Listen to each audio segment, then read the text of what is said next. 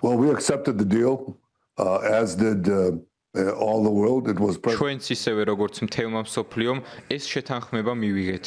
ეს დონალდ ტრამპის გეგმა იყო. ჰამასი ამბობს, რომ შეთანხმებას დასთანხმდა და ახლა პასუხისმგებლობა მთლიანად მასზეა. ეს გეგმა ორი ნაწილისგან შედგება. პირველი ეტაპი ყველა მძევლის გათავისუფლებას, ისრაელის თავდაცვის ძალების ნაწილის გასვლას გულისხმობს, ნაწილი კი ისევ ღაზაში დარჩება. მეორე ეტაპი ღაზის დემილიტარიზაციასა და ჰამასის განიარაღებას ისახავს მიზნად.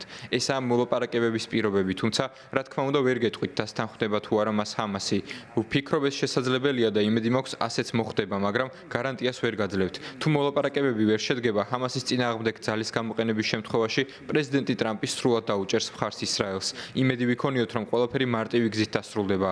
ევროპას ამ პროცესში მონაწილეობა არ მიუღია, რადგან ის პალესტინურ ტერორიზმს, მათ შორის რადიკალურ ისლამისტურ უმცირესობებს დანებდა. მათ ფაქტობრივად თქვეს მოდი მივცეთ მათ პალესტინის სახელმწიფო, რომელიც ერთგვარი ჯილდოა ჰამასისთვის. მან ხომ ჰოლოკოსტის შემდეგ ყველაზე მასშტაბური ხოცვა-ჟლეტა მოაწყო.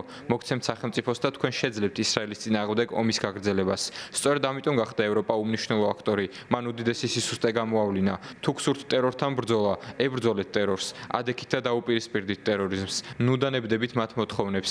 ნუ გამოკვებავთ ნიანგს, როგორც ეს ჩერჩილმა თქვა, რადგან ის თქვენ დაგედევნებათ, როცა ისრაელს ან ნებისმიერ სხვა ქვეყანას შეჭამს. against terrorism. Don't capitulate.